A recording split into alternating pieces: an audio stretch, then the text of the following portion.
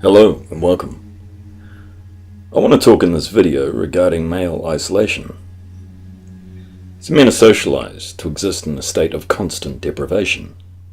And their suffering is dismissed, their vulnerability is mocked, and their formative years they're marred by violence. And the first act of violence perpetrated against the male is circumcision. And it's a barbaric assault on male infants that leaves even deeper psychological scars, as many men who have experienced this can attest to. The second wound is effectively an emotional castration. The male emotions, they're stamped out to essentially fulfill the social demands expected of men. And it can be seen as a tribal imperative, to separate men from their emotions. And their responsibilities are to the tribe, and their role is one of protector and provider. And any male that fails to adhere to or live up to this expectation is outcast. And it's this lack of empathy and understanding for males that essentially leads to the absence of any real support network for men. And from this point, the male experiences the isolation. He dismisses his own needs. He doesn't seek help, as that help brings with it judgment, and a heavy dose of guilt and personal failure for having given voice to his vulnerabilities.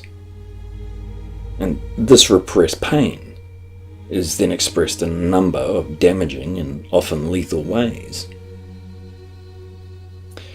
And if we sought a reliable gauge to assess the level of satisfaction that men derive from their lives, we need only look at the suicide rates globally. In Western countries, the suicide ratio of male to female is 4-1. In Eastern countries, it's as high as 7-1. And of course, that's excluding male road deaths, excluding overdoses, or the slow burner effect, the title given to men who effectively drink themselves or self-medicate to the point where their body ceases to function. And a whole myriad of other ways that men destroy themselves to escape their pain. And all this increased social pressure, this lack of social ties, and the lack of employment or lack of mating prospects, it makes it very difficult for men to live up to the societal roles expected of them.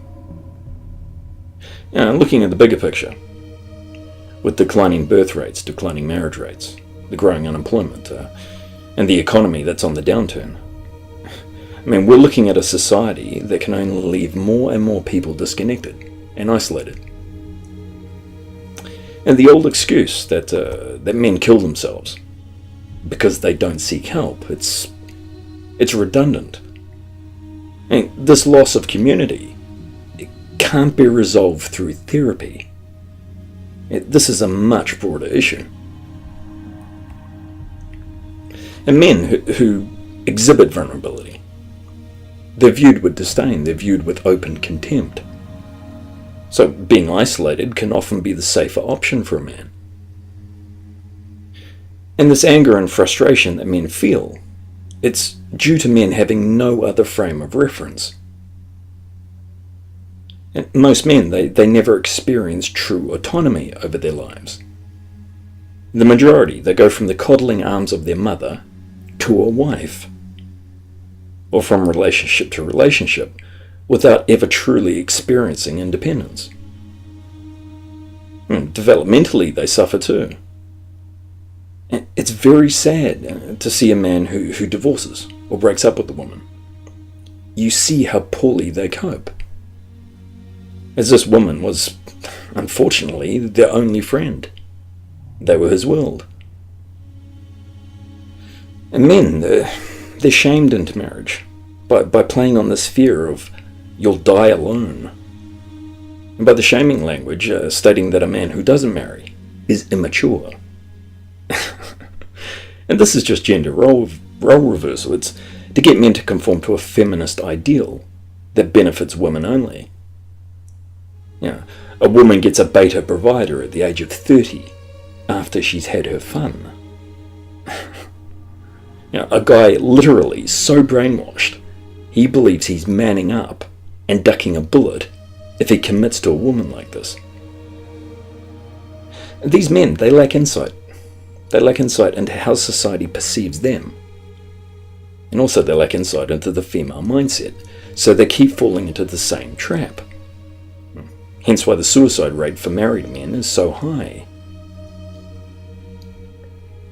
And males, they're taught from boyhood to repress their emotions, to be tough, to be hard, to never ask for help. And there's no brotherhood between men anymore. And men are raised to hate themselves and to hate other men.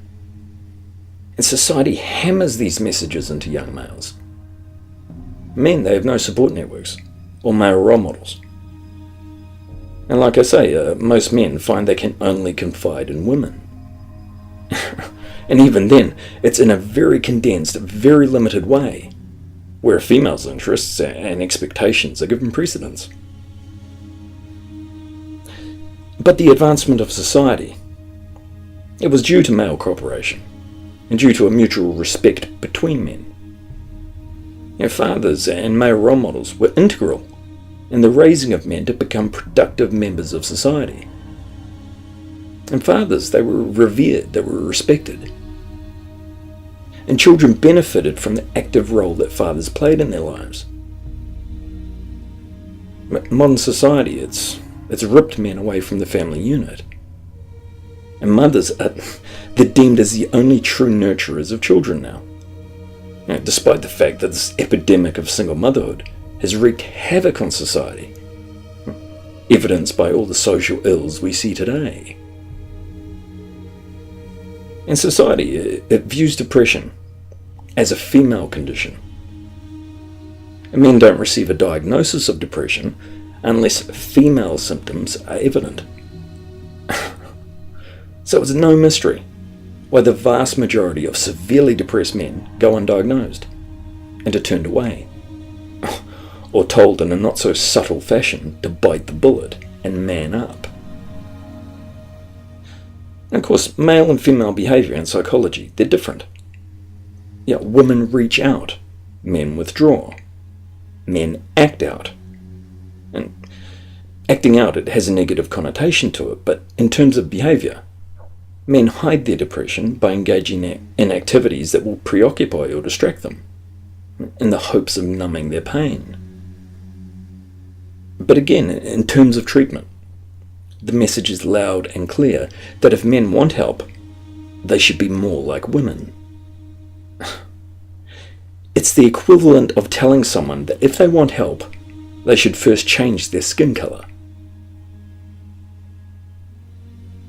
And statistics, they conceal the fact that the majority of suicides are male. To the point the stats are referred to in a gender-neutral way.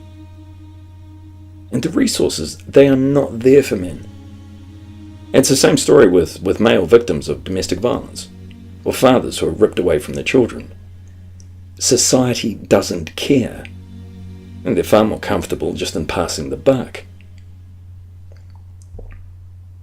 And these rigid social expectations on men, and the constant barrage of shaming tactics employed against males, combined with the lack of support structures, and a society that openly invalidates a male's existence for failing to conform, is a reason why male suicide rates are at such levels, and growing. If the suicide rates are 4-1 for men now, what will they be in 10 years? How many more young men will disengage from society and from the education sector due to a lack of male role models? How much more damage will society be subjected to from this epidemic of single motherhood?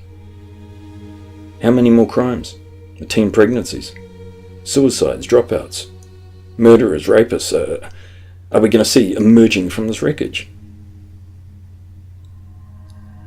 And unrealistic social expectations, they're only increasing for males, while the opportunities for men are decreasing.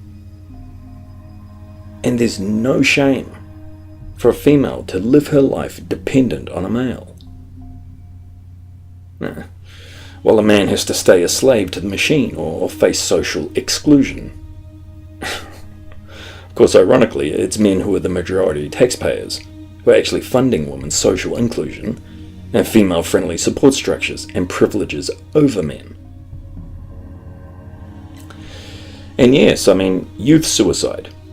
It seems to receive some notice. But again, it's framed in gender-neutral terms. And the main demographic of suicides are males over 25 years of age. But these men, they're ghosts. They're disposable cogs.